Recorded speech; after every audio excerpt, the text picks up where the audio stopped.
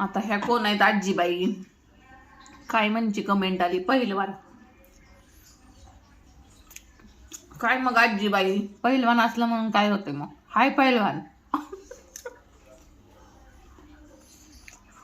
तुम्ही तर जीव घालत नाही ना मला आजीबाई. मी पैसे कमवते आजीबाई, स्वतःच्या जीवावर जगते आजीबाई. मग तुम्हाला काय प्रॉब्लेम आहे? आता झाली माझी बॉडी, सांगितलेलं आहे ना आधी. पहिलं मी काय करत होती ते